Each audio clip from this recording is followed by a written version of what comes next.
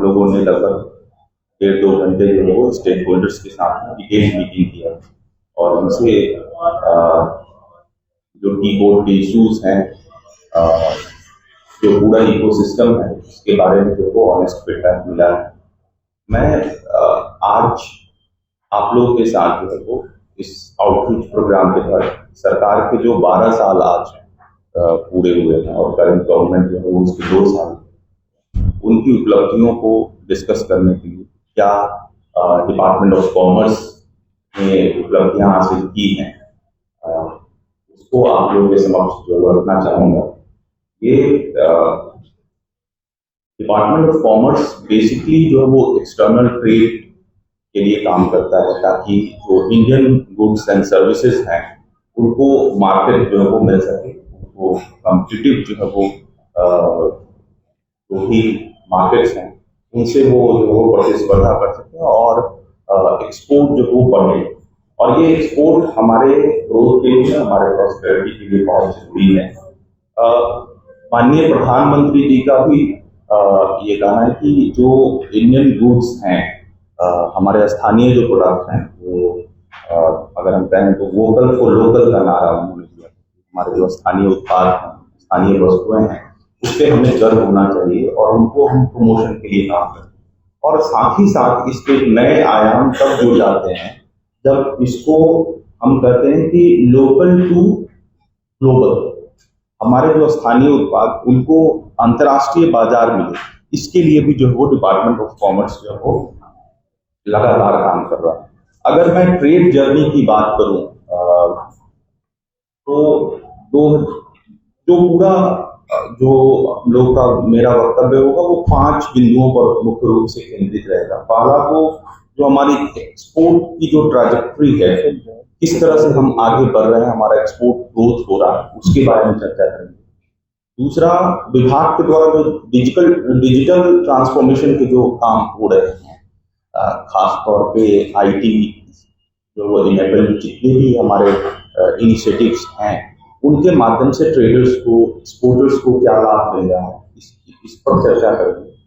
जो हमारे trade relations बढ़े हैं हाल के दिनों में, चाहे वो प्रेफरेंशियल ट्रेड एग्रीमेंट्स के माध्यम से हो या फ्री ट्रेड एग्रीमेंट्स के माध्यम से हो, इससे कैसे हम अपने मार्केट एक्सेस को बढ़ाया है, इस पर चर्चा करेंगे। और चौथा जो बिंदु होगा वो ब्रांड इंडिया को प्रमोट करने के लिए कैसे काम किया जा रहा है विभाग के द्वारा, उस पर चर्चा होगी। और हम अपनी क्षमता को कैसे बढ़ाएं और कैसे हम अपने उत्पादों को प्रतिस्पर्धी बनाएं, इस पर जो वो 5वां बिंदु होगा बातचीत का। अगर एक्सपोर्ट प्रमोशन की बात करें, पिछले 12 सालों में 2014-15 में इंडिया का जो एक्सपोर्ट था वो $468 बिलियन था। 468, जो आज 25-26 में बढ़कर 863 बिलियन डॉलर हो। ये जो ग्रोथ हुआ है ये काफी सब्सटेंशियल ग्रोथ है। और अगर इनको हम गुड्स एंड सर्विसेज में डिवाइड करके देखें तो गुड्स का जो ग्रोथ है वो $310 बिलियन से बढ़कर के $442 बिलियन जो वो पहुंचा है। और ये ग्रोथ की will share you the details. जो सर्विसेज का है वो बहुत ही प्रोमिनेंट रहा है। $158 बिलियन से बढ़कर के आज 2025-26 में ये बढ़कर $421 बिलियन है। ये पूरा का पूरा जो है वो ग्रोथ जो रहा है, खासतौर पे जो सर्विसेज का रहा है वो रिमार्केबल है। और यही अगर 2014-15 में देखेंगे तो पूरे एक्सपोर्ट का जो शेयर था सर्विसेज का वो सिर्फ 34% था और वो आज बढ़ करके 48.8, ऑलमोस्ट 49% के करीब पहुंच गया। तो हमारी जो जर्नी रही है खास तौर पे सर्विसेज में एक्सपोर्ट की, वो काफी रिमार्केबल रही है। और यह जस्ट बिकॉज ऑफ हमारे जो अगर हम कहें कि IT जो प्रोफेशनल्स हैं, खासतौर पे जो ग्रेजुएट्स हैं, जो यंग युवा हैं, जो इसको लीड कर रहे हैं इन सर्विसेज को प्रोवाइड करने में उनका रोल बहुत इंपॉर्टेंट है। कमोडिटीज में भी बात करेंगे तो इसके डिटेल प्रेजेंटेशन मैं आप लोगों को शेयर कर दूंगा, चाहे वो इंजीनियरिंग गुड्स हो, इलेक्ट्रॉनिक गुड्स हो, ड्रग्स और फार्मा हो, एग्रीकल्चरल प्रोडक्ट्स हो, जेम्स एंड ज्वेलरीज हो या टेक्सटाइल हो, सभी सेक्टर्स में जो वो काफी रिमार्केबल जो वो रही है। ट्रेड को अगर हम कहें तो जो डिजिटल ट्रांसफॉर्मेशन की हमने बात की, ट्रेड कनेक्ट जो है वो शुरू किया गया है, one stop platform for exporter. ये ट्रेड कनेक्ट की शुरुआत जो है वो सितंबर 2024 में हुई थी और ये सिंगल विंडो सिस्टम के रूप में काम कर रहा है। एक्सपोर्टर्स को नॉलेज मैनेजमेंट के लिए, उसमें सपोर्ट करने के लिए, इवेंट्स एंड कैपेसिटी बिल्डिंग के लिए, फैसिलिटेशन सपोर्ट के लिए, और अगर कोई रियल टाइम क्वेरीज भी हैं एक्सपोर्टर्स की तो उनको दूर करने के लिए ये ट्रेड कनेक्ट जो है वो काफी एसेंशियल जो है वो प्लेटफॉर्म रहा है। उसी तरह से ट्रेड इंटेलिजेंस एंड एनालिटिक्स है, TIA पोर्टल की शुरुआत जो है वो नवंबर 2025 में हुई और इसमें जितने भी इंफॉर्मेशन हैं उनका इस्तेमाल जो है वो किया जा रहा है एक इंटीग्रेटेड प्लेटफॉर्म के रूप में, ताकि अधिक से अधिक जानकारी जो है वो इकट्ठा हो सके।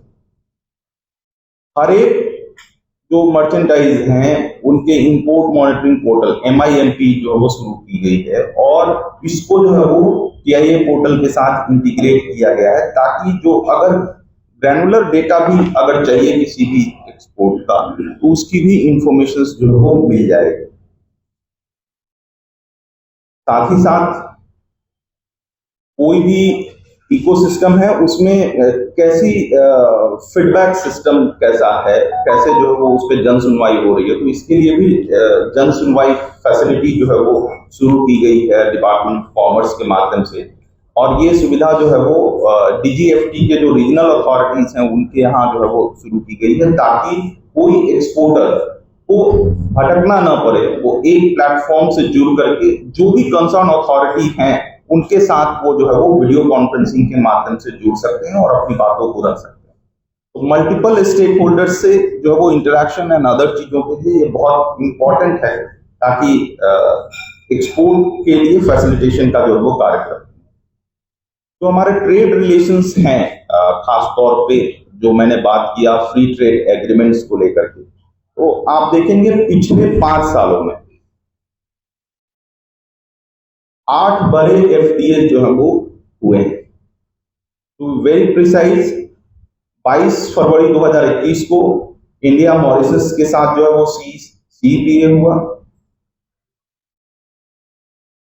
18 फरवरी 2022 को इंडिया EU के साथ, 2 अप्रैल 2022 को India Australia economic cooperation and trade agreement हुआ।